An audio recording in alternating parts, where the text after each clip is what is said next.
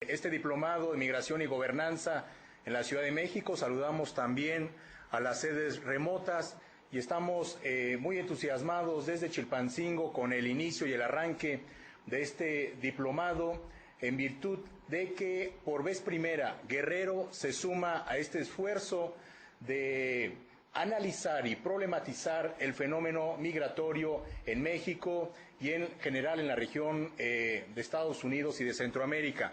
Estamos muy contentos además porque la convocatoria en Guerrero ha sido exitosa.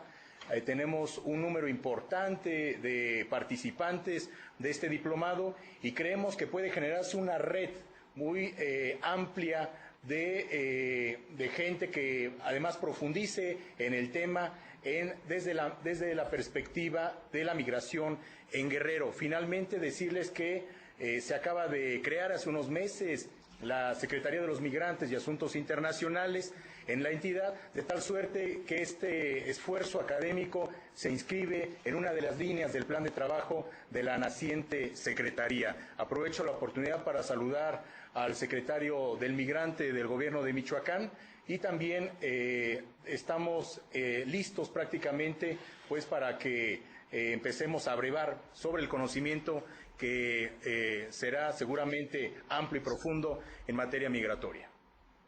Muchas gracias al secretario de los migrantes del Gobierno del Estado de Guerrero y asimismo a la Universidad Autónoma de Guerrero. En ambos casos, tanto en Michoacán como en Guerrero, tenemos una combinación muy afortunada entre la Secretaría de los Migrantes y la Universidad del Estado, la Universidad Michoacana de San Nicolás de Hidalgo y la Universidad Autónoma de Guerrero, porque justamente es la idea que queremos nosotros promover, el diálogo intersectorial en torno a la migración y los migrantes. Vamos ahora a Villahermosa. Tenemos la participación de la Universidad Juárez Autónoma de Tabasco, la UJAT. Ahí la coordinadora de las sedes, la maestra Areana Hernández Jiménez. Villahermosa, ¿nos escuchan? Buenas tardes. ¿Qué tal? Muy buenas tardes. Sí, buenas tardes. Reciban un saludo desde el CIDE, Campus Santa Fe en la Ciudad de México y del resto de las sedes remotas que están conectadas a esta transmisión. Bienvenidos a nuestros amigos tabasqueños a esta segunda edición del Diplomado en Migración y Gobernanza. Buenas tardes, les saludamos desde la Universidad Juárez Autónoma de Tabasco, México. Les damos la bienvenida al resto de las sedes y las gracias al CIDE por la invitación a participar en este evento académico, en especial en el tema de la migración, deseando que esa dinámica sea exitosa. Muchas gracias a la UJAT, a la Universidad Juárez Autónoma de Tabasco. Ya estaremos asomándonos también a la realidad de la migración en Tabasco. Voy ahora a Saltillo, Coahuila, vamos al norte. Tenemos una sede en el Nodo Centro de Creación Urbana, Asociación Civil, que está sesionando en la Universidad La Salle de Saltillo. Buenas tardes, Saltillo. Buenas tardes, muchas gracias, saludos a todos y a todas.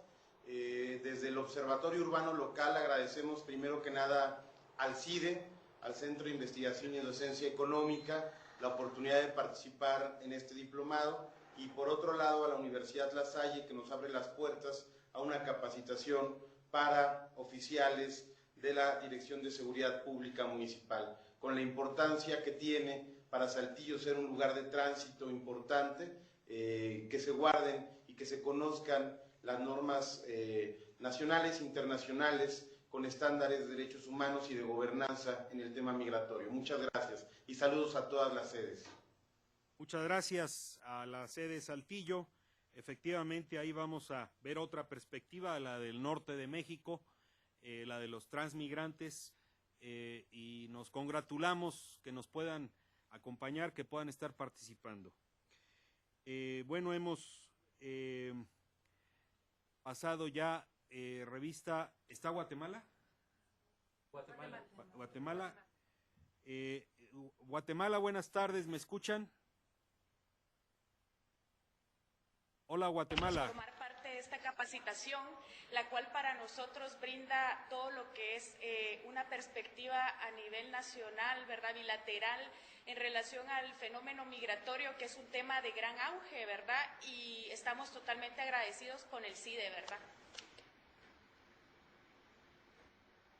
Bien, muchas gracias. Vamos ahora entonces a tomar un par de minutos para repasar los objetivos de esta segunda edición del Diplomado en Migración y Gobernanza y a presentar el equipo de trabajo. Básicamente tenemos 3 objetivos. Ahora, a la hora de presentar el equipo, también vamos a presentar a la sede presencial del CIDE Santa Fe, no los he dejado de lado. El primer objetivo es crear un espacio de diálogo entre todos los actores en la migración, promoviendo la empatía, la capacidad de ponernos en el lugar del otro y combatiendo los prejuicios y las ideas preconcebidas. El segundo objetivo es elaborar en torno a los procesos de gobernanza frente a gobierno, funcionarios, legisladores, defensores de derechos humanos, académicos, cuerpo diplomático, líderes migrantes y organizaciones de la sociedad civil. Hay una multiplicidad de actores que están presentes en el diplomado y eso es justamente lo que le da una riqueza particular. Y en tercer lugar, pero no menos importante, identificar nuevas formas de ejercicio del poder sustentadas en la corresponsabilidad entre el gobierno y los actores sociales para diseñar las políticas de atención a los migrantes en cada uno de nuestros países y para ir elaborando lo que llamamos una visión regional de la migración. Debo mencionar que en relación a nuestros hermanos de Centroamérica, los mexicanos tenemos un déficit. Los mexicanos hemos visto mucho más hacia el norte y tenemos apenas una muy incipiente comprensión de lo que está ocurriendo en Centroamérica.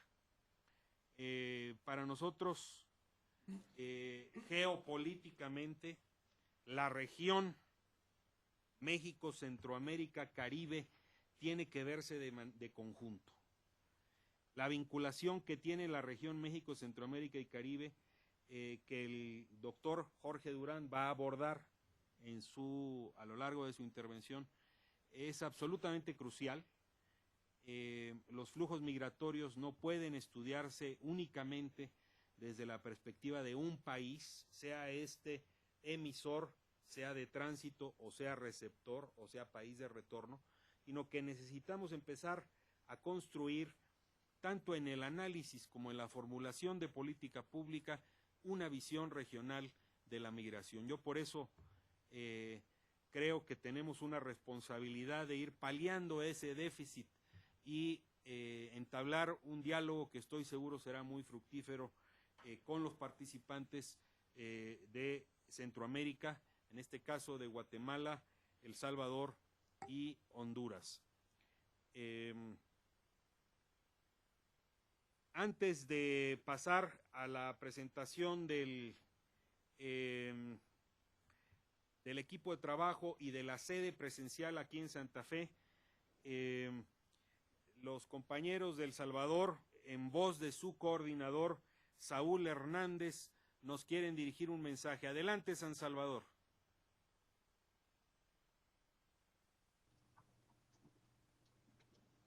Hola, buenas tardes. Buenas tardes, San Salvador. Buenas tardes, San Salvador. Hola, queremos saludarlos y agradecerles la invitación. Ahora estamos dando la espalda al resto del salón, pero tenemos la cámara enfrente y queríamos aprovechar acá para presentar también, ya que tenemos acá en el aula a la ministra Alejandra García Brahim, quien es encargada de negocios de la Embajada de México en El Salvador. Yo, en nombre del doctor Fonseca, quiero agradecerles porque él se ha inaugurado y ha tenido que retirarse, pero me ha pedido nosotros expresamos el agradecimiento a que es para nosotros de vital importancia conocer estos temas y darles un abordaje desde la academia, ¿no? Para seguir profundizando y sobre la construcción de políticas públicas en este tema que es muy sensible para nuestra región. Quiero dejar la palabra a la ministra consejera. Bueno, felicitarlos muy entusiastamente por este esfuerzo y por el éxito que tienen en el aula, porque está repleta de escuchas y de personas que están interesadas en el tema. Cuenten ustedes con el apoyo de la Embajada en El Salvador y me da mucho gusto. Muchas felicidades. Ministra, muchas gracias. Por favor, hágale saber nuestro agradecimiento a todos, a todo el personal de la Embajada Mexicana en San Salvador y expresamos nuestro entusiasmo porque efectivamente vemos un aula llena, un aula repleta de participantes, en lo que estamos seguros será un diálogo de aprendizaje conjunto. Muchas gracias a Saúl Hernández por su mensaje también. Muchas gracias. Felicidades. Bien, vamos ahora a la sede presencial aquí en el CIDE Santa Fe. Vamos a enfocar, por favor, el aula aquí en el CIDE Santa Fe.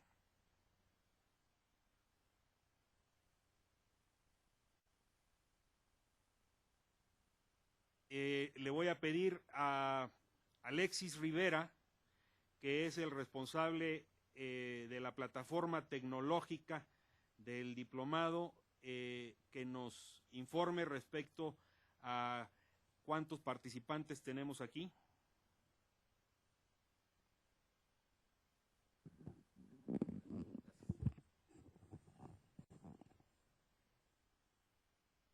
Más bien acá, porque creo que no. Acá. Ahora sí. Ya, muy bien. Bueno, ¿qué tal? Muy buenas tardes. Bueno, pues ya con algunos he establecido contacto. Aquí con las sedes hemos estado realizando de las pruebas. Y bueno, aquí en la sede presencial tenemos alrededor de 35 alumnos. Y bueno, vamos a estar trabajando aquí de la mano con cada uno de los coordinadores para que este diplomado sea todo un éxito. Muchas gracias. Aguántame ahí tantito. Le voy a pedir a la coordinadora académica, Brenda Valdés Corona, que también se presente y nos describa a vuelo de pájaro los módulos del diplomado. Hola, ¿qué tal? Mucho gusto a todos. Yo soy Brenda Valdés y voy a ayudar aquí con la parte académica del diplomado, que como ustedes ya bien saben y como todas las sedes saben, está compuesto de 4 módulos. Una primera parte que vamos a ver así muy a grosso modo lo que el doctor Durán llama horizontes migratorios, procesos y perspectivas de los procesos migratorios. Después vamos a tener un segundo módulo con enfoque a la política pública, que es la especialidad de la casa, digamos, de aquí del CIDE, y bueno, con la especialidad y con el enfoque en gobernanza. Y finalmente el tercer módulo va a ser un panorama de presentaciones que nos va a completar y nos van a dar herramientas para ir hacia el cuarto módulo articulando una agenda del migrante. Al cuarto módulo trabajaremos todos juntos, junto con las sedes y nosotros, en el diseño de una política pública, una propuesta de política pública. Ahora sí que metiendo las manos al terreno. Y bueno, así muy de grosso modo, eso es lo que va a componer nuestra experiencia de aprendizaje aquí en el diplomado. Muchas gracias a la maestra Brenda Elisa Valdés. Hay otras dos colegas, otras 2 colaboradoras de la sede presencial. Miriam Acosta, que está a cargo de la vinculación con las sedes, y Janet Corona, que está como responsable de la administración del diplomado. Ahora, por favor, Janet.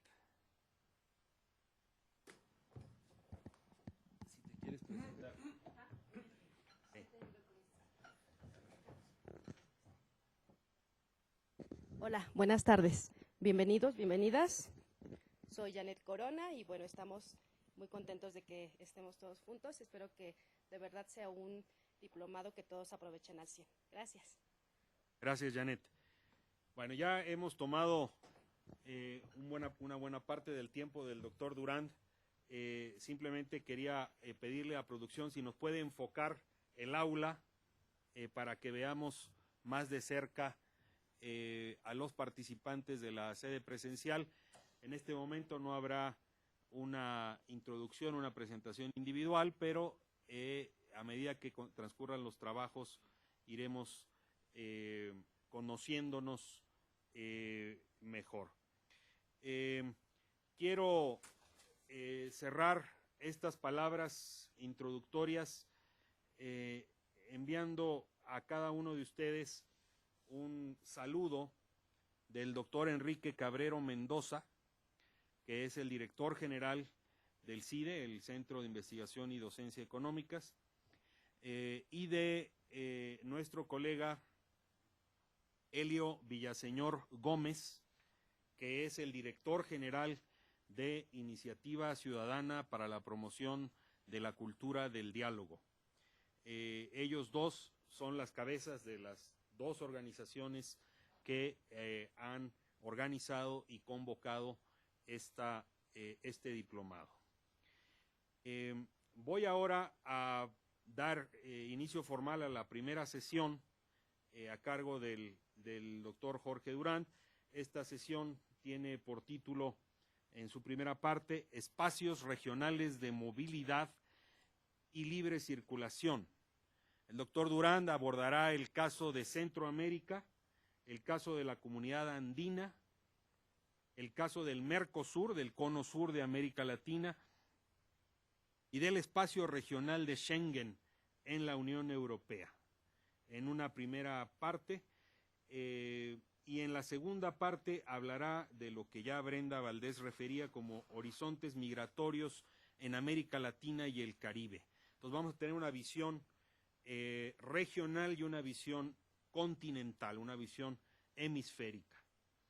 El doctor Jorge Durand es antropólogo y es profesor investigador de la Universidad de Guadalajara y del CIDE, aquí en el Distrito Federal. Es codirector, fue fundador y es codirector del proyecto de migración mexicana, el Mexican Migration Project, en la Universidad de Princeton, en Nueva Jersey, en Estados Unidos, y del Latin American Migration Project, que son coauspiciados por la Universidad de Princeton y la Universidad de Guadalajara. Es miembro del Sistema Nacional de Investigadores, el SNI, nivel 3, de la Academia Mexicana de Ciencias, de la National Academy of Sciences de Estados Unidos y de la American Philosophical Society. No cualquiera entra a estas instituciones. Tenemos frente a nosotros realmente un intelectual, un académico, un estudioso, que todos aquellos que en México nos hemos asomado al tema migratorio reconocemos como el gurú de los migrantólogos, por ponerlo en una palabra que se puede entender muy fácil. Jorge es doctor en geografía por la Universidad de Toulouse II, Le Mirail, de Francia. Ya perdimos la cuenta de cuántos libros ha publicado y cuántas conferencias ha dado, pero yo les garantizo que vamos a empezar de manera muy sólida en estas sesiones con las presentaciones de Jorge. Entonces el maestro Chávez y yo vamos a tomar un lugar acá en la sala para cederle todo el espacio al doctor Durand. Jorge, si quieres ponerte acá en medio.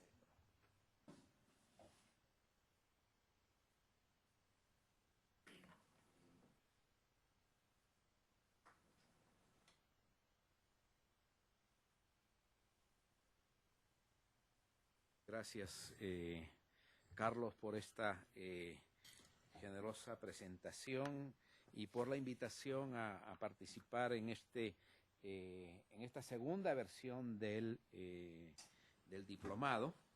El año anterior también tuve la oportunidad de presentar una conferencia sobre los sistemas migratorios globales, y ahora voy a entrar en un terreno, también voy a ir de lo global, de las visiones más generales, para luego bajar a América Latina y a algunos casos en específico.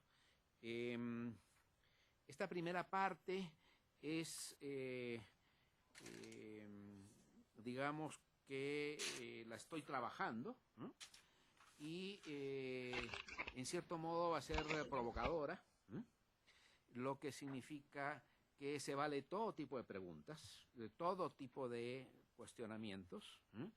Y lo que les trataría de plantear es cambiar un poco o empezar a repensar lo que son las fronteras, ¿no?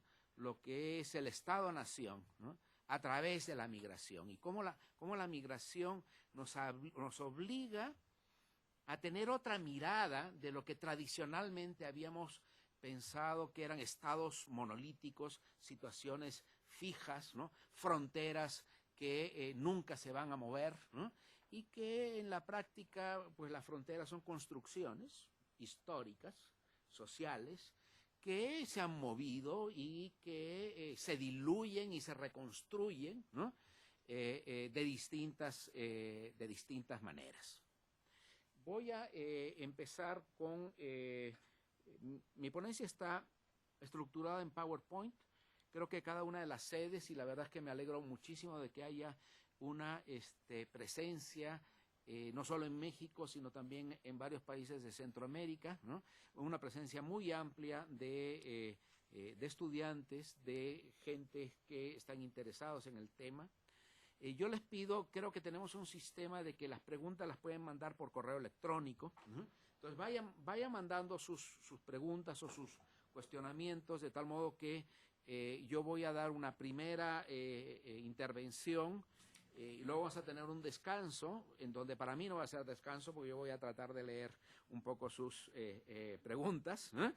Y luego vamos a retomar la segunda parte de esta intervención. Entonces, se vale hacer todo tipo de preguntas, de cuestionamientos. Los invito a reflexionar, los invito a tener la mente abierta, a tener la mente amplia sobre este tipo de temas, y a discutirlo, obviamente a discutirlo. Bien. Cualquier defecto de sonido o de problema, por favor, se comunican las sedes para que no queremos tener un tipo de problema técnico, o que ustedes estén escuchando mal, o que tengan algún problema, porque el éxito de este diplomado depende en gran parte de la plataforma tecnológica, a la cual le hemos puesto mucho énfasis y mucho esfuerzo. Voy a pasar entonces a mi presentación con el PowerPoint. Se llama esta primera parte de los muros de la Guerra Fría a los muros étnicos y de la migración. Esta es la primera y más importante muralla que se construye para detener el flujo de personas, es la muralla china, que hoy día es, bueno, un monumento nacional, pero también una especie de monumento al absurdo, porque son kilómetros y miles de kilómetros de una construcción que es una construcción guerrera, ¿eh? Pero también es una construcción que trata de detener los flujos. Otra de las de los muros quizás más famosos era el muro de Berlín. Ese muro tenía obviamente un contexto que era el contexto de la Guerra Fría, pero un contexto también migratorio. Se trataba de impedir el ingreso a Europa del Este y a la Unión Soviética, y también de que no salieran, es decir, de que no se movilizara, que no saliera la gente. Entonces, tenemos un caso de un muro, básicamente político, del contexto de la Guerra Fría, pero que incide directamente en la migración. No se puede entrar fácilmente y no se puede, sobre todo, salir de ese país. Sin embargo, este muro se construye después de la Segunda Guerra Mundial, pero también después de la la Declaración de Derechos Humanos, que surge precisamente después de la Segunda Guerra Mundial, dice como en su artículo número 13, toda persona tiene derecho a circular libremente y a elegir su residencia en el territorio de un Estado.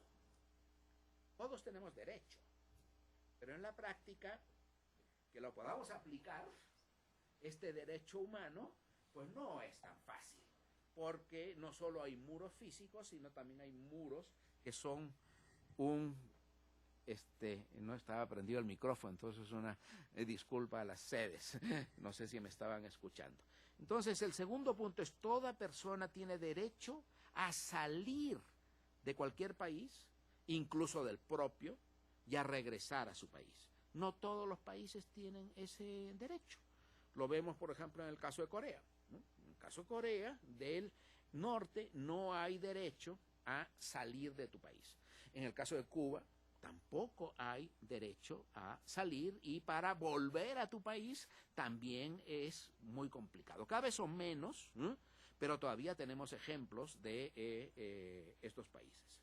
Y el artículo 14 de la Declaración de Derechos Humanos dice: en caso de persecución, toda persona tiene derecho a buscar asilo y a disfrutar de él en cualquier país. Lo cual también es un derecho, pero no siempre es el caso, digamos. Vamos a dar entonces una vuelta a los muros, ¿no?, que todavía persisten, ¿no?, y que curiosamente pasan de ser muros construidos por la Guerra Fría y por cuestiones políticas a ser muros fundamentalmente que tienen que ver con la migración, con la circulación de personas. Paradójicamente estamos en un mundo globalizado, donde todos pensamos que podemos viajar a cualquier lado, pero en la práctica vemos que hay países que están poniendo muros, muros no virtuales, muros reales a la migración. Uno de los muros quizás más infranqueable es el de entre Corea del Sur y Corea del Norte, que divide a los dos países y donde hay un ejército, ¿no?, en un lado y en el otro, y es un resabio en el siglo XXI de la Guerra Fría. Pero curiosamente, como todos estos muros, la gente los toma como un lugar de protesta, como un lugar de decir sus demandas, y todo el muro está plagado de consignas, ¿no?, de leyendas por parte de la gente que no quisiera que existiera ese muro. Otro muro que ya es histórico es el muro dentro de una misma ciudad, que era Belfast, ¿no?, en Irlanda, ¿no?, que finalmente, después de años y años de una guerra terrible, se logra solucionar. Ustedes se acuerdan históricamente de Bobby Sands, que era uno de los líderes de este movimiento, pero eran territorios dentro de la misma Irlanda, ¿no?, que además de ser, digamos, en contra de un poder considerado colonial, eran también un conflicto religioso. Entonces la división no solo era por cuestiones políticas, sino entre católicos y protestantes. En Chipre, que es parte, curiosamente, de la Unión Europea, también existía un muro, y es el muro que dividía la parte griega de la parte turca. Y como muchos de estos muros son parte de procesos que van más allá de los líos y los problemas de cada nación. Así como la Guerra Fría era un asunto global que repercute en Corea, por ejemplo, aquí en Chipre tenemos el sistema colonial inglés, y los ingleses, después de la Segunda Guerra Mundial, entregan, dividen, seccionan territorios, que luego nos crean un problema. Bueno, África es un problema mayúsculo. Bueno, Israel es otro caso de esta cesión colonial por parte de Inglaterra. Chipre es otra, en donde finalmente hay un antagonismo muy, muy fuerte entre estos dos países. Esta misma isla, que no es un país, ¿no?, y que está dividida étnicamente, ¿no?, entre turcos y griegos, y que sus mismas calles estuvieron divididas. Les voy a leer esta nota de un líder griego de la resistencia y del separatismo en Chipre, que a mí me parece muy interesante. Que dice: cuando llegué a mi casa ocupada por mis enemigos en el otro lado, una señora me invitó a entrar. En las paredes aún colgaban fotos de mis antepasados. Y ella dijo: esta no es mi casa. Yo soy de Pafos, en el sur.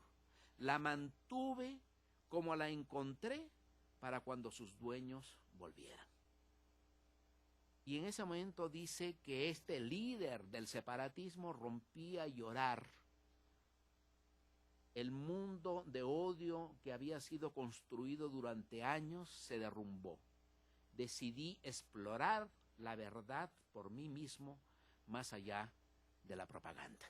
Entonces vemos cómo pueblos que sí pertenecen a etnias o lenguas diferentes, pero que una actitud de una persona de respeto hacia el otro puede abrir las puertas al entendimiento entre unos y otros.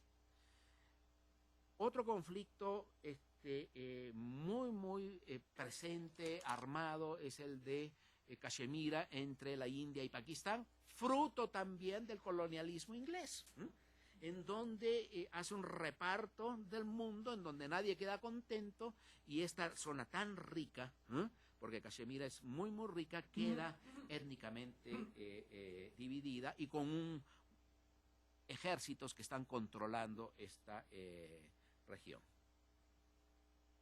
Luego el muro actual de hace unos años entre Israel y Palestina, en que nuevamente el colonialismo inglés genera esta tensión desde hace más de 50 años, y hoy día vemos una ciudad amurallada y dividida en dos, como fue el muro de Berlín. Creíamos que cuando se cayó el muro de Berlín se iban a acabar los muros. No, se están construyendo más muros. En este caso es religioso, es étnico, pero también es de migración. Es decir, yo no te dejo pasar, aunque esos territorios eran también palestinos o eran de uno y otro. Otro muro que es realmente totalmente surrealista, podríamos decir, es el Sahara Occidental. El Sahara Occidental era territorio español. Nuevamente volvemos a la colonia. Lo toma Marruecos, ¿no?, y el Frente Polisario defiende esos terrenos. Y vean ustedes la construcción de ese muro que va a lo largo de kilómetros y kilómetros en el desierto, ¿no? Y esa foto que no se ve ahí es el desierto del Sahara, y vean ustedes una pequeña línea. Ese es un muro de arena minado, ¿no?, que impide el paso, no solo de los saharauis, sino también de los migrantes que vienen de Mauritania y vienen de África y que pueden pasar. Finalmente, hoy en día Marruecos es uno de los países que sirve de parapeto a la migración africana que quiere llegar a Europa. Y veamos un muro reciente que también tiene que ver con el sistema colonial, porque ¿qué hace España en Marruecos? Con dos posesiones muy importantes en Ceuta y Melilla, que hoy en día están totalmente amuralladas. Hace una semana acaba de haber un incidente en uno de los peñones, porque España no solo defiende sus dos cabezas de puente, que es Ceuta y Melilla, sino que hay pequeños archipiélagos y en donde España dice que son propiedad, o sea, son territorio español. Entonces ahora los migrantes se están yendo a estos peñones, ¿no? Y ya llegaron a territorio español. Y es una manera indirecta de entrar. De hecho, 3 señoras embarazadas con sus niños tuvieron que ser llevadas a Melilla, pero 70 hombres que estaban ahí les dijeron, te voy a llevar a Melilla, pero los dejaron en Marruecos y los mandaron a la frontera. Este muro era de 3 metros, ahora es de 6 metros. Y hace unas semanas, ¿no?, en El País, el 14 de agosto, unos 30 inmigrantes penetraron en Melilla tras 2 asaltos a la valla fronteriza. Es decir, 30 pudieron pasar. Entonces la situación es realmente desesperada. Estos, sobre todo migrantes africanos, de África, lo que antes se llamaba África Negra, ahora eso no es políticamente correcto, ahora se le llama África subsahariana, viven en un bosque que se llama, le dicen ellos mismos el gueto, y están organizados de acuerdo a diferentes nacionalidades, gentes de Costa de Marfil, de Mali, de Níger, Nigeria, ¿no? Y que ahí esperan meses, ¿no?, a que tener la oportunidad de conseguir algo de dinero para que una patera los pueda cruzar hacia Europa. El término patera, que es un término clásico español, es curioso que en una novela de Espota que se llama Murieron en la mitad del río, que es Cruzando el río Bravo, utiliza el término patera para los años como 50. Entonces, que es como una pequeña embarcación que cruza al otro lado. Vemos este mapa general de lo que es Ceuta y Melilla, que son territorios españoles en Marruecos, y así como ellos reclaman el peñón de Gibraltar, los marroquíes reclaman estos territorios que forman parte de esta gran desastre, diríamos, ¿no?, que nos deja el sistema colonial, que todavía está presente. Es decir, cuando para nosotros el sistema colonial es de hace siglos, 2 siglos, ¿no?, pero para los africanos tiene 50, 60 años. Y para otra serie de países es actual. O sea, los franceses siguen teniendo sus territorios de ultramar, que son colonias, los ingleses también. Creo que los holandeses, no, los holandeses todavía tienen las Antillas holandesas, ¿no?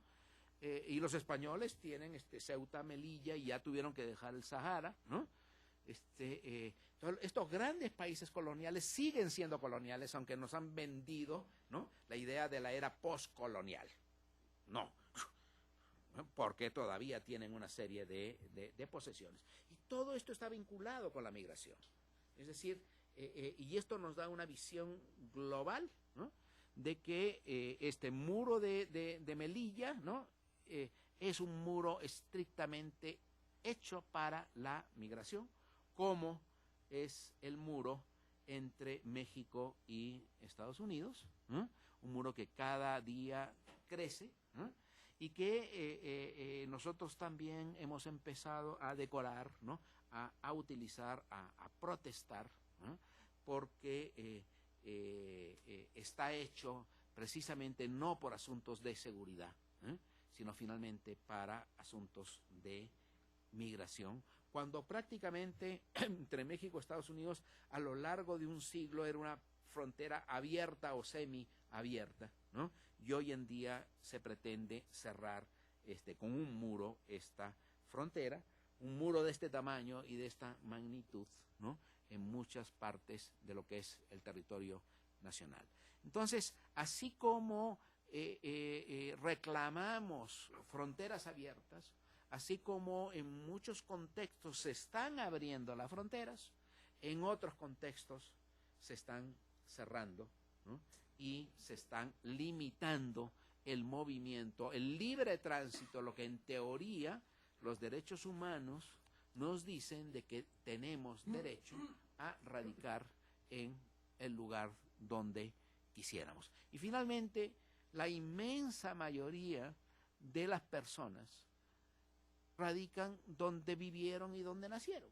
Porque solo el 3% de la población mundial es la que radica en un lugar donde no nació. Entonces, realmente estamos ante un supuesto problema, ¿no?, pero que es una minoría, ¿no?, ¿ya? Y están poniendo unas medidas súper radicales, como son estos muros, ¿no?, para solucionar un problema, un asunto que tendría que ser de gobernanza, que tendría que ser de política pública, ¿no?, y que tendría que ser, en gran medida, ¿no?, de resolver los graves problemas que dejó el colonialismo y los procesos de descolonización totalmente desorganizada que vemos a lo largo del planeta. Entonces, esta es una primera introducción a este tema, en donde hay esta tensión. Por un lado, muros que vemos que van creciendo, y por otro lado, territorios de libre circulación, que va a ser la segunda parte de esta exposición. No sé si tienen alguna pregunta o algún comentario que quisieran hacer, y cómo podríamos, aquí hay micrófono, ¿no? Entonces vamos comentando esta primera parte que es más corta, ¿no?, y luego pasaremos a la segunda. Adelante. Buenas tardes, doctor Juárez. Buenas tardes, doctor Durán. No es necesario. Buenas tardes, doctor Durán. Mi pregunta es, no es pregunta, es más que nada una duda. He estado leyendo la Universidad de Cambridge, el UNCLOS, the United Nations Love Maritimes, la ley de los mares, y yo creo que también ha de haber muros marítimos, ¿no? ¿Usted qué piensa de esto? Bueno, hay fronteras marítimas, ¿no? Y cada vez hay más discusión acerca de lo que son estas fronteras, ¿no? Por ejemplo, Estados Unidos nada más reconoce 20 millas marítimas, ¿no? Pero en América del Sur, México, 200 millas también. Son 200 millas marítimas, porque todos los recursos pesqueros, ¿no?, y no solo pesqueros, sino todo el recurso que tiene el mar, el océano, ¿no? Entonces hay toda una discusión, y el asunto de las fronteras en zonas en el océano es muy complicado, porque de todo depende de la línea, ¿no? Y cómo marcas la línea, ¿eh? Es decir, generalmente es una proyección del territorio nacional, ¿eh? Pero hay territorios como la Antártida, por ejemplo, en donde no tenemos todavía, tenemos unas líneas y unas proyecciones que van a la Antártida, ¿eh? Por ejemplo, lo que son las Malvinas, ¿eh? Si Argentina tiene desde su territorio hasta las Malvinas, tiene un trozo, ¿no?, de la Antártida impresionante, pero si no, lo tiene Inglaterra. Entonces, todo eso viene a colación para decir, hay toda una serie de asuntos que no están resueltos. Y hay algo, y el asunto de la frontera es un asunto que todavía tenemos que seguir trabajando, ¿no?, y que siguen habiendo conflictos que se tienen que solucionar a través, generalmente, muchos de estos conflictos a través de o la guerra, ¿no?, o la imposición, o la Haya, que interviene a nivel de mediación. Dime. Gracias, doctor. Alejandra Segura. Usted nos hablaba ahorita sobre las fronteras a través de muros y de este tipo de barreras militarizadas, ¿no? En ese sentido, ¿cuál sería como su opinión sobre estos requerimientos legales que van creciendo, como son las visas, ¿no? Que cada vez son más exigidas, no solo a nosotros los mexicanos, ¿no? Sino además en todos los países cada vez son más exigidas las visas? Bueno, esos son los muros formales, que son los requisitos que se nos pone para viajar. En la segunda parte lo vamos a ver, ¿no? Cómo hay una serie de esfuerzos a nivel global de lo que se llama los territorios de libre circulación, donde no se necesitan ya visas, no se necesitan pasaportes y se puede circular regionalmente. En el caso nuestro de Centroamérica y México, en Centroamérica tenemos un territorio de libre circulación que se llama el CA4, de 4 países centroamericanos, que no necesitas pasaporte ni visa para circular, ¿eh? Pero para entrar a México sí necesitan pasaporte y se necesitan visa, y para entrar a Estados Unidos tienen que saltar el muro y la valla, o ver cómo le pueden hacer para el otro lado. Entonces, vamos a ver, en la segunda parte precisamente va a tratar sobre estos aspectos. Bueno, yo soy Vanessa Foronda. Bueno, me gustaría agregar, ¿no?, algunos elementos a lo que usted ya aportó, sobre todo, bueno, lo que se ha llamado la externalización de fronteras, ¿no? Que bueno, al ser una frontera, una construcción política y social, bueno, cómo esta externalización de fronteras, sobre todo, por ejemplo, en el caso de Europa y bueno, también en el caso de América Latina, específicamente, bueno, la externalización de la frontera norteamericana, ¿no?, sobre México, bueno, cómo esto nos pone como mayores como retos, ¿no?, en la construcción de una política pública en México y bueno, y en algunos otros horizontes, y bueno, también algunas implicaciones que tiene, bueno, el reconocimiento de los derechos humanos, sobre todo en esto que usted comentaba de la Declaración de Derechos Humanos, bueno, que es el reconocimiento de la libre movilidad, ¿no? Implica no solo el hecho de que yo pueda salir, ¿no?, de mi país, sino también el derecho a poder entrar, ¿no?, que por más que suene como obvio, ¿no?, me parece que es un elemento que no se ha como asumido en algunos países, y es por eso, ¿no?, que se ponen o se fortalecen o se endurecen más bien las políticas migratorias. Bien, sí, vamos a abordar sobre ese tema.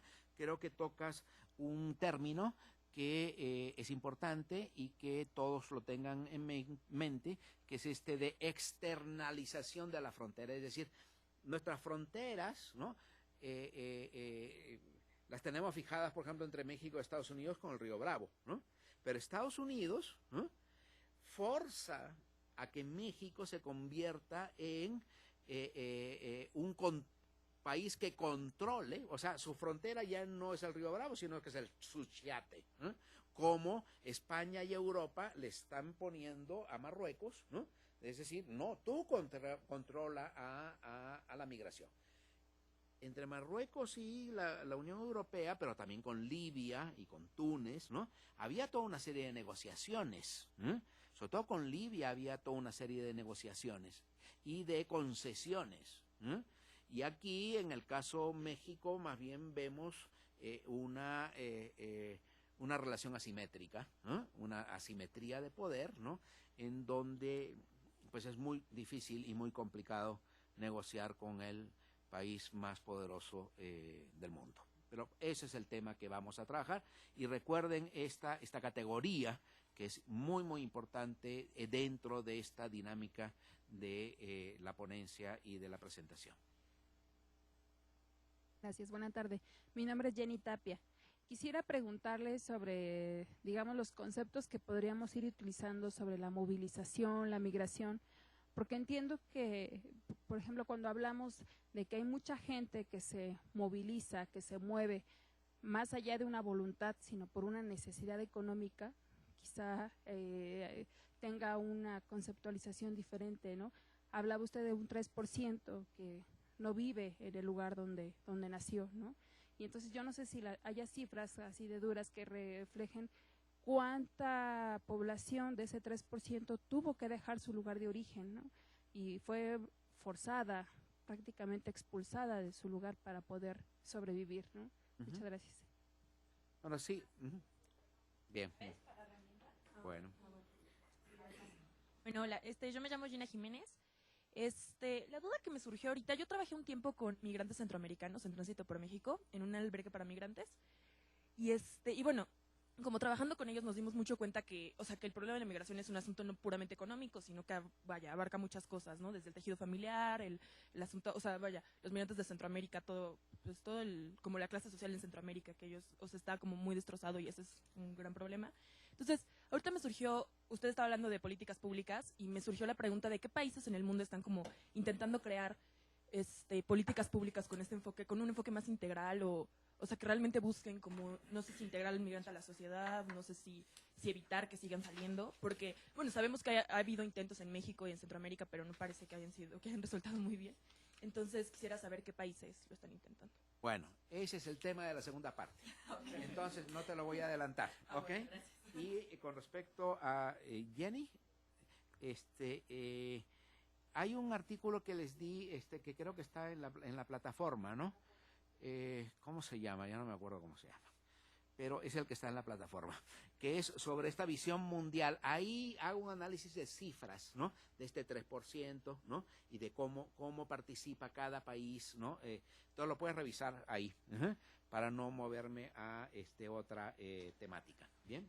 Porque, bueno, lo bueno del diplomado es que les están dando toda una serie de materiales complementarios, ¿no? Que ustedes pueden ahí trabajarlos, ¿no? ¿Ahí lo tienes? Sí, tiene una pregunta aquí de Guatemala. Guatemala, adelante. Adelante, Guatemala. Buenas tardes. Estamos contentos y satisfechos de poder participar en Guatemala. Nuestra pregunta es esta: ¿cómo podemos nosotros combatir una migración hacia otro país si vienen fácilmente de Centroamérica, solamente pasando cualquier frontera, sencillamente porque son centroamericanos? Es así cuando pueden pasar por tierra hacia el lado mexicano, lo que se encuentran es que si no llevan papeles, únicamente van a pasar, por ejemplo, por el río Suchiate, y aunque así las autoridades se den cuenta, fácilmente pueden pasar. Buscan opciones que en realidad muchas veces lo que son las delegaciones fronterizas se hacen de la vista gorda, como se dice, para poder obstaculizar el momento en que esta gente pueda tirarse hacia un momento en el que van a atravesar un espacio hacia México y de esa manera van a tener una travesía. ¿Cómo podemos nosotros combatir en realidad esta fase de que las personas pueden tener si las puertas se dieron abiertas? Bueno, ese es precisamente el tema que tenemos que trabajar y tenemos que tratar de cambiar el enfoque. No se trata de combatir un problema, porque no vamos a solucionarlo. Es más bien un fenómeno social, y un fenómeno social hay que manejarlo, hay que aplicar políticas públicas, y hay políticas públicas que permiten esto. Por ejemplo, la libre movilidad en Centroamérica hace que muchos de El Salvador y de Honduras lleguen a Guatemala, y ahora ustedes se convierten en país de tránsito, porque no vienen para quedarse en Guatemala, vienen para quedarse en México. Y cuando cruzan a México, nosotros nos convertimos en país de tránsito y tenemos que asumir, ¿no?, cómo manejar esta situación. El asunto de la migración en tránsito es uno de los temas quizás más complicados de definir a nivel de política pública, porque nos falta experiencia a nivel global, a nivel mundial. En Francia, por ejemplo, Francia era lugar de tránsito para Inglaterra, y tenían en el Pas de Calais, en lo que es el lugar más cerca entre Francia e Inglaterra, un campamento con miles de personas que ya estaban en Europa, no estaban en la frontera, estaban metidos en el corazón de Europa, pero que no querían quedarse en Francia, que querían ir a Inglaterra, porque eran iraquíes, eran pakistaníes, eran gentes que tenían ya sus familiares en Inglaterra, ¿no? Y querían aprovechar, así como los migrantes centroamericanos toman el tren y toman la bestia, ellos también tomaban el tren, porque ahí pasa el Eurotúnel, ¿no? Y pasan los ferries, ¿no? Y se suben a los barcos, se suben a los camiones, ¿no? Y atravesaban.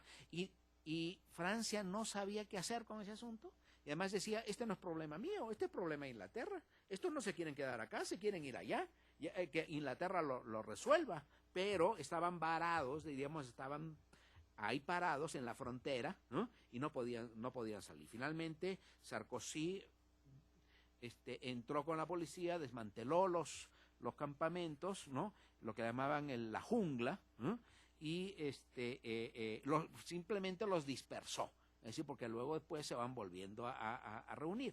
El asunto de la migración en tránsito es algo que vamos a trabajar acá, es algo que tenemos que pensar de manera más imaginativa y no pretender que vamos a detener este flujo.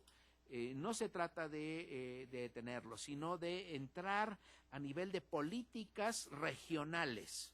Porque finalmente todos quieren llegar a Estados Unidos, ni siquiera no se quieren quedar en Guatemala, no se quieren quedar en México, quieren llegar a Estados Unidos. ¿Y Estados Unidos qué hace? Pone su muro y dice, aquí no pasan. Bueno, pero ¿dónde está el problema? ¿No? ¿Cuál es el área de influencia de Estados Unidos? Es decir, ¿por qué quieren Estados Unidos? Porque Estados Unidos también los llama y está llamando a trabajadores. Entonces, es un problema más complejo, es un asunto complejo que requiere de gobernanza, ¿no? Por eso este diplomado trata sobre esto, trata sobre políticas públicas donde no tenemos todas las soluciones, donde tenemos que empezar a trabajar en la construcción de esas soluciones. El Salvador, si tienen su pregunta, por favor.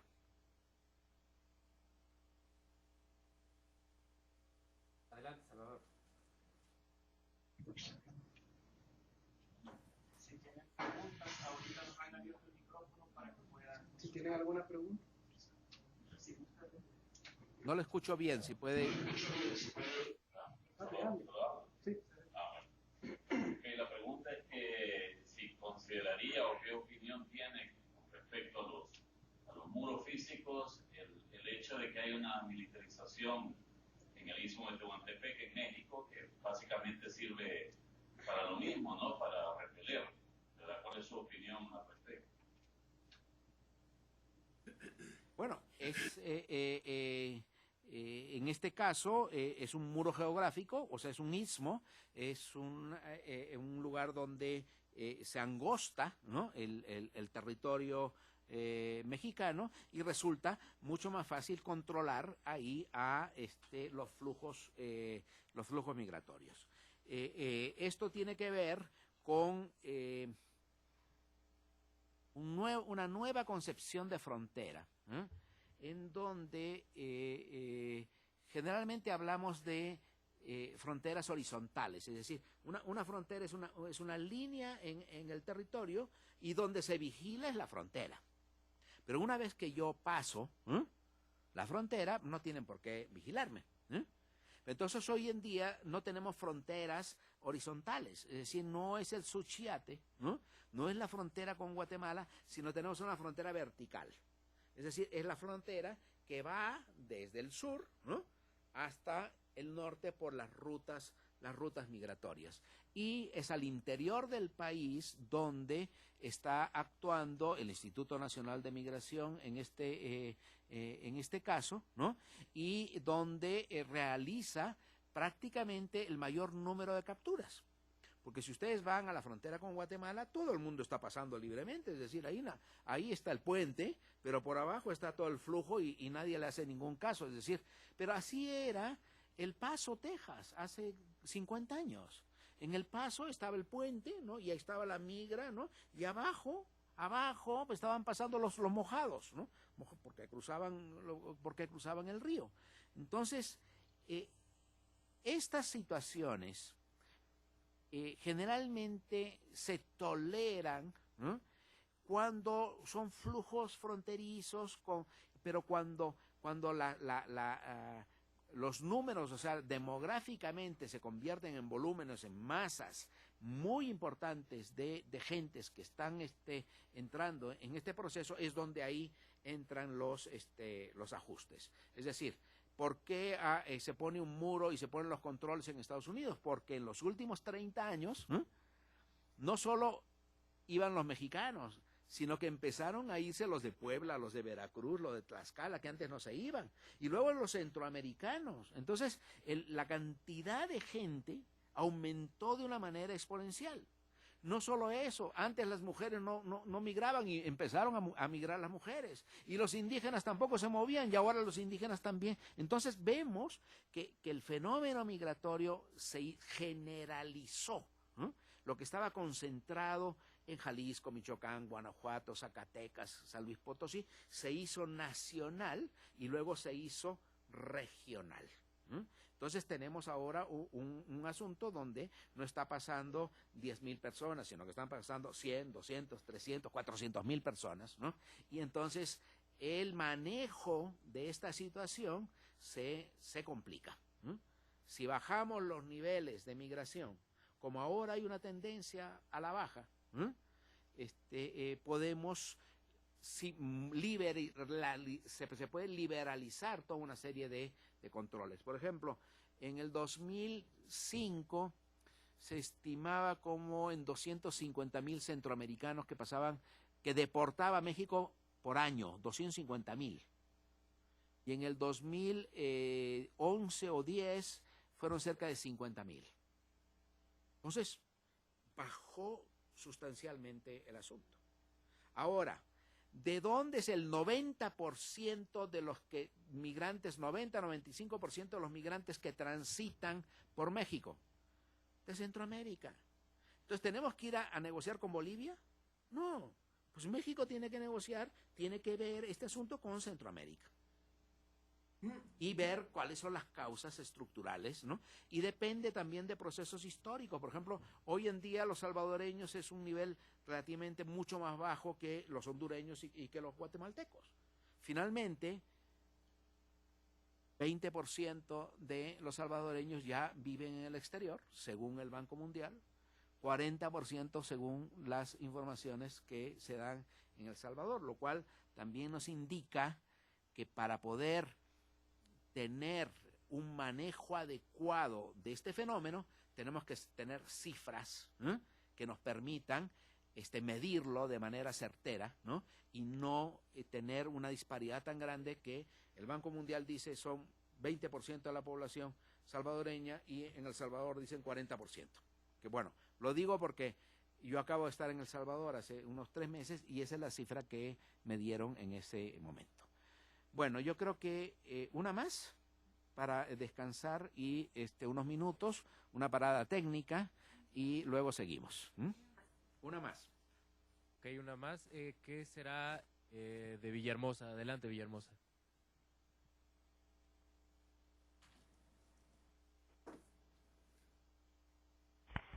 Muy buenas tardes, me llamo Rafael, de Villahermosa, Tabasco. Mi pregunta es con respecto a cuáles son los recursos legales que utilizan las naciones en sus fronteras para imponer esos muros, ya sean los muros físicos o sean digamos los retenes militares o las visas o algunas presiones económicas en la población para intentar detener ese flujo. Si hablamos de que muchas veces, como en el caso que usted planteaba de nuestra muralla de la muralla norte, invaden parte del territorio mexicano en su construcción, bueno, ¿en qué recursos legales se amparan para poder hacer eso? Bueno, no sé si te entendí bien, decías que invaden parte del territorio nacional o no.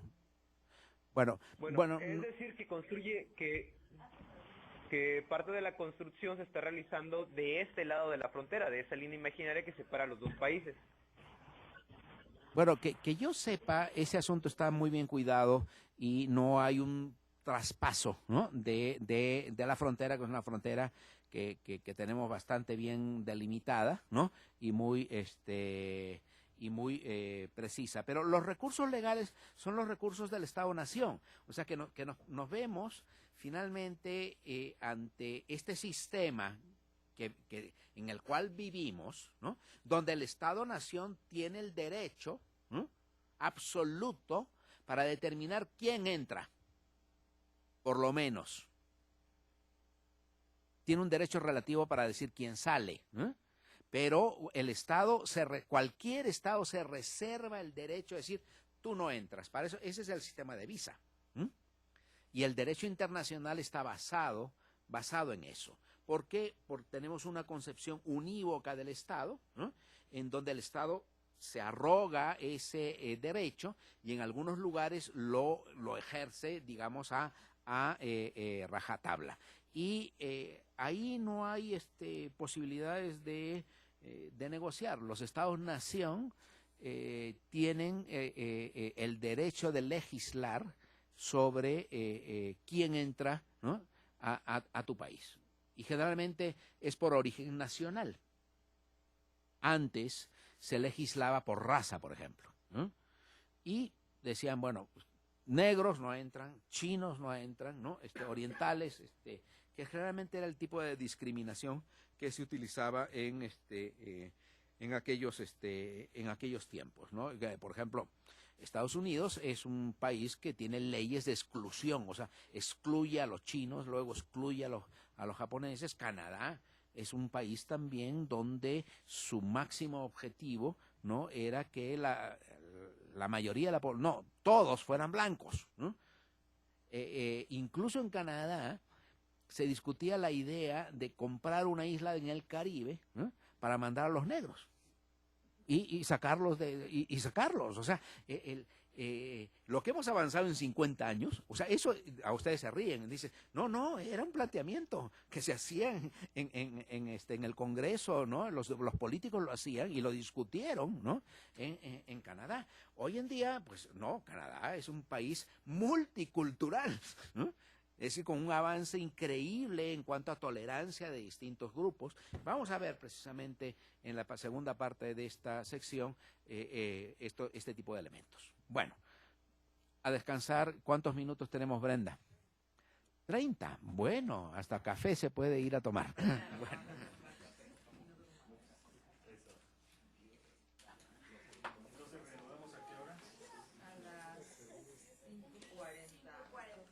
A las 5:40, 5:45, 25 minutos nos están dando nada más.